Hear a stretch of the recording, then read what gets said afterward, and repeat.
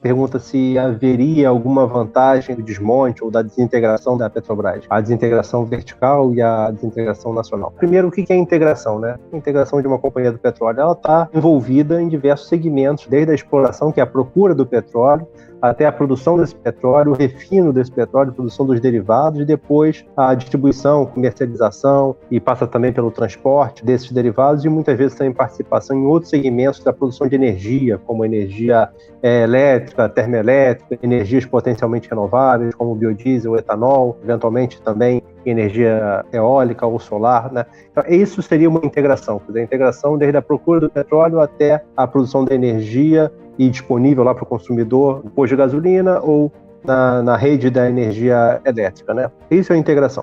Agora, você desintegrar uma companhia de petróleo, qual seria a vantagem? Quem defende esse tipo de coisa é uma coisa que não é prática das maiores companhias de petróleo do mundo. As maiores companhias de petróleo do mundo são estatais, das 5 maiores são 4 estatais e das 25 maiores, 19 são estatais. Tanto das estatais quanto das privadas, existe uma preocupação dessas maiores companhias em serem integradas. Por quê a importância de ser integrada? Porque o preço do petróleo varia. E o preço do petróleo, quando ele está alto, favorece os segmentos de exploração e produção de petróleo. Então, são esses segmentos que são muito lucrativos e sustentam a capacidade da empresa de investir, administrar dívida, etc. Mas quando o preço do petróleo está moderado ou baixo, os segmentos que mais geram caixa, mais geram resultados, são os segmentos de refino, transporte, distribuição, comercialização, a petroquímica.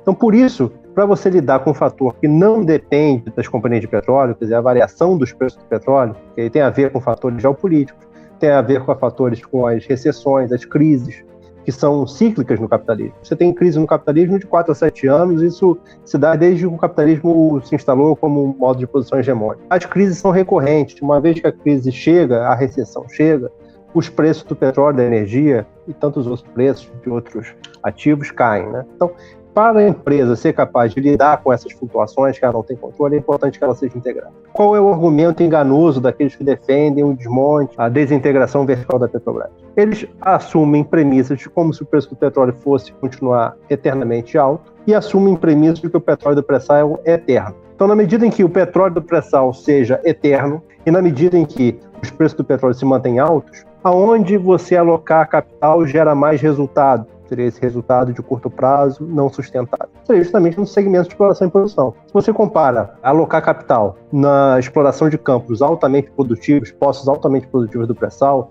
que dão uma rentabilidade, uma taxa interna de retorno altíssima, você nunca vai optar em não investir na produção de petróleo do pré-sal, nesses campos especificamente muito produtivos, que tem uma taxa de retorno elevadíssima. Você não vai deixar de investir ali para investir em refino, em petroquímica, em distribuição, porque a taxa interna de retorno dos outros segmentos são menores. Mas são menores hoje, para esses preços do petróleo, enquanto houver petróleo do pré-sal. Outro ponto que não é razoável, você focar no máximo resultado de curto prazo, produzindo o máximo no pré-sal, nesses campos altamente produtivos, no curto prazo, em detrimento da integração vertical, você está produzindo um petróleo excedente para exportação. Qual país se desenvolveu exportando petróleo cru? E, em especial, exportando petróleo cru por multinacional estrangeira? Alguém pode citar aqui e se lembrar da Noruega.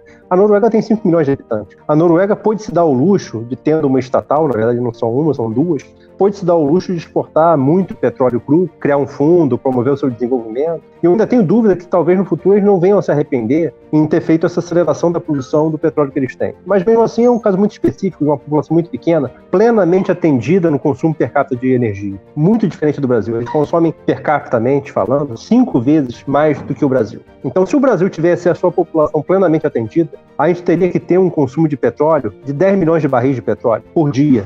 A gente consome alguma coisa em torno de 2. Em termos de petróleo equivalente, alguma coisa em 13 milhões de barris de petróleo equivalente por dia, para ter uma equiparação com o que se consome em países desenvolvidos, como, por exemplo, a Noruega. Então, se houvesse a capacidade de a gente consumir todo esse petróleo, e ainda assim a gente pudesse imaginar exportar alguma coisa, situação que não é a do Brasil, você poderia avaliar se cabe ou não a exportação de petróleo cru. Então, não é o caso do Brasil. O caso do Brasil é limitar a exportação de petróleo cru, agregar valor a esse petróleo no Brasil e, em especial, consumir esse petróleo aqui para promover o nosso crescimento, o nosso desenvolvimento de uma população que tem um consumo per capita de energia comparativamente muito baixo, quase que ridículo. Então, é esse que seria o objetivo do Brasil. Então, falei aqui os argumentos dos que defendem focalizar na produção do petróleo, né, desverticalizar a Petrobras, e daqueles que entendem que não deve ser assim, que, aliás, é como a maior parte da indústria do petróleo no mundo se comporta, né?